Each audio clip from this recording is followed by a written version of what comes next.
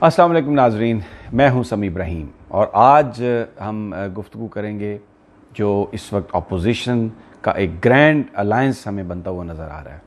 बिलावल भुट्टो ने अफ्तार पार्टी बुलाई है और उसमें तमाम जो अपोजिशन के लोग हैं वो उसमें शिरकत कर रहे हैं। मरीम नवाज़ साहबा भी आ रही हैं, मौलाना फजलुर रहमान साहब को भी बुला लिया गया है, मौलाना शाह अहमद नूरानी के साहबजादे अंस नूरानी साहब भी आ रहे हैं। वहाँ पर जो आफ्ताब शेरपाव साहब हैं वो भी, उनकी आमद भी मुतवक्को है। इसके अलावा जो असफंदियार वली की ANP है वो भी उसमें शिरकत कर रही है। सराजुल हक साहब भी जमात इस्लामी के वो भी उस अफ्तार पार्टी में शरीक होंगे। तो जो इस वक्त अपोजिशन की जमातें हैं, सारी अपोजिशन की जमातें वो आ रही हैं। अब अगर आप गौर से देखें तो ये सारी जमातें जो हैं इनके अपने अपने इंतखाबी मंशूर हैं। ये अक्सरियत राइट विंग जमातों की है, लेकिन आपस में बहुत ज़्यादा इख्तलाफ भी है चीज़ों के हवाले से कि इकॉनमी को कैसे फ़िक्स करना है और जो दूसरे कई मसाइल हैं उनमें इंतखाबी मैनिफेस्टोज़ जो हैं वो अलहदा हैं। लेकिन अब ये आ रहे हैं और बुनियादी तौर पर एक जो एजेंडा है, 1 पॉइंट एजेंडा, कि इमरान साहब की हुकूमत को कैसे ख़त्म किया जाए, तहरीक इंसाफ की गवर्नमेंट को किस तरह ख़त्म किया जाए, ये 1 पॉइंट एजेंडा है।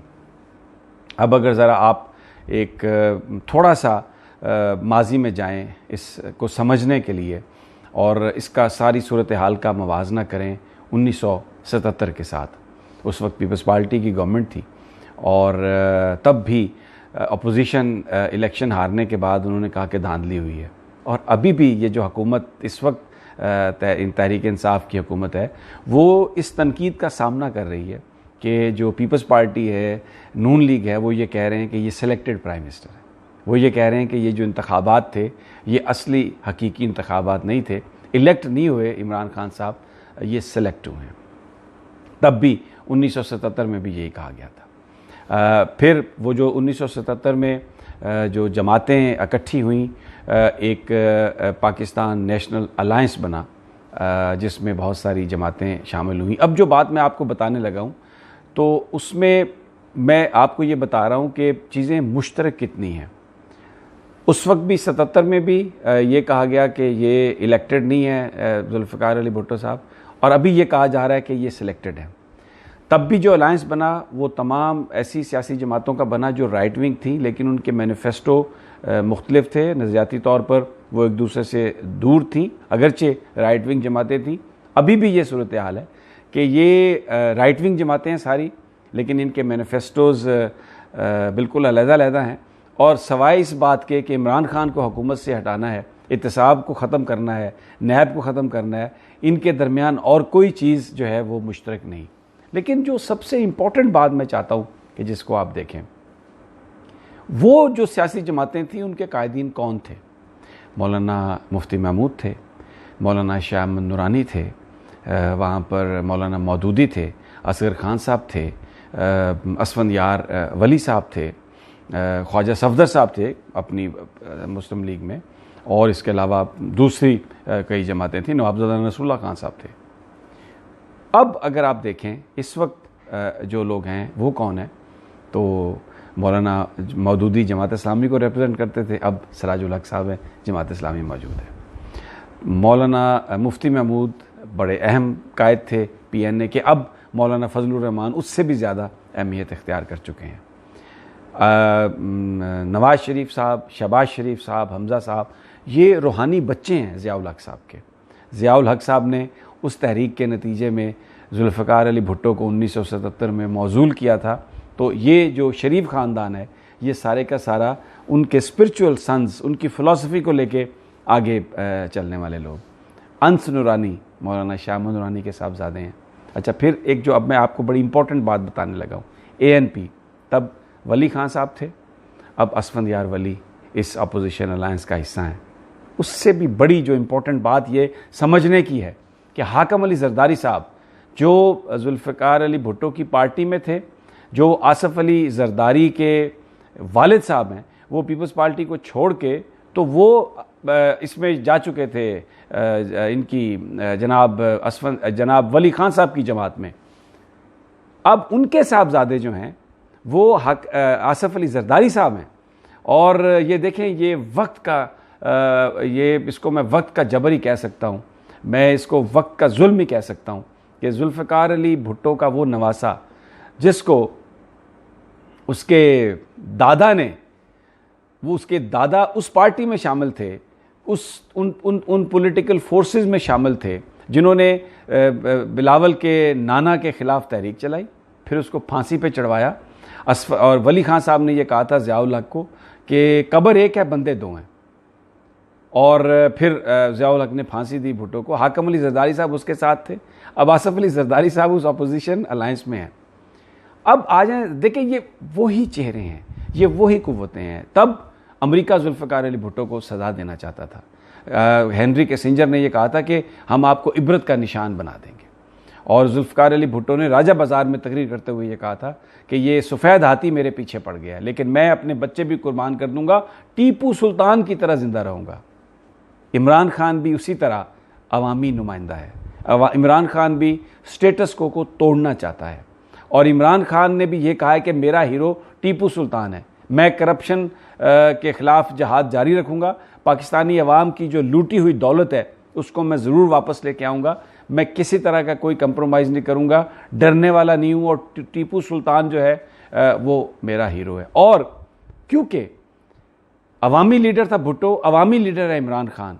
पाकिस्तान की बात की, पाकिस्तान को न्यूक्लियर प्रोग्राम दिया जुल्फ़िकार अली भुट्टो ने, बड़ी ताकतों ने पसंद नहीं किया, अमेरिका ने पसंद नहीं किया, उसको फांसी पे लटका दिया गया। अभी भी जो बड़ी ताकतें इमरान खान को पसंद नहीं करती हैं। इमरान खान सी पैक लेके आ रहा है, चाइना के साथ जा रहा है। फिर इमरान खान ने अपनी फ़ौज के साथ खड़ा हुआ, और जब भारत ने पाकिस्तान की फ़ज़ाई हदूद की खिलाफ वर्जी की तो पाक फ़ज़ाइया ने उनके इंडिया के जहाज़ गिराए। ये बहुत बड़ा जुर्म है।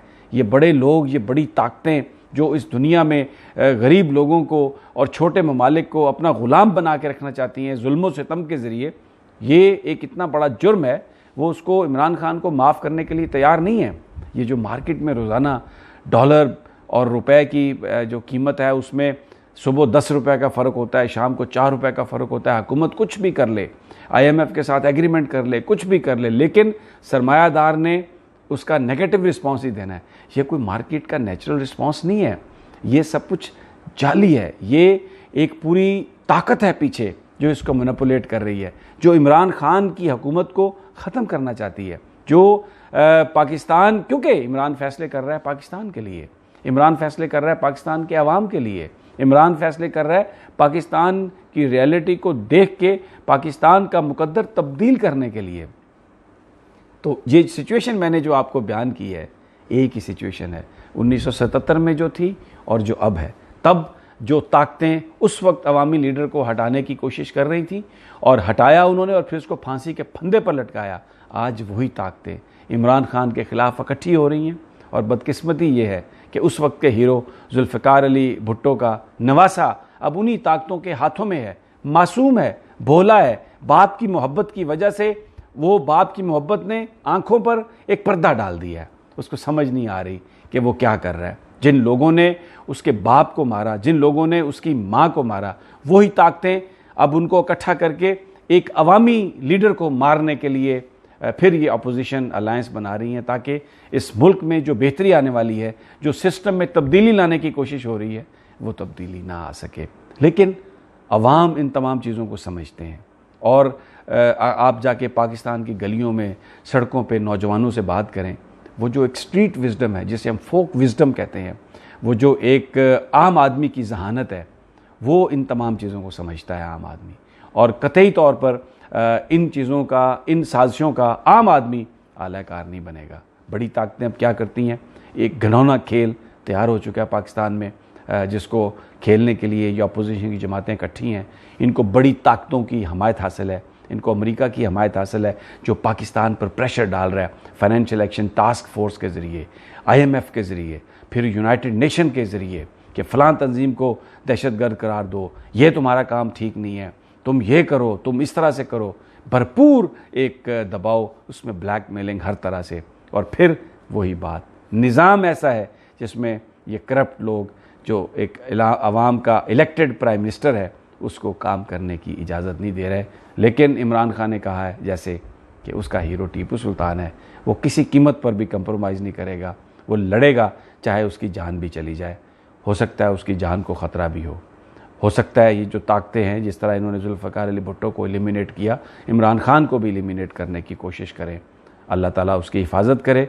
पाकिस्तान की आवाम की दुआएं उनके साथ हैं, लेकिन इस वक्त एक घिनौना खेल खेलने की साजिश की जा रही है पाकिस्तान में, और उसका मकसद ये है कि इस एहतसाब को रोका जा सके और जो करप्शन से लूटी हुई दौलत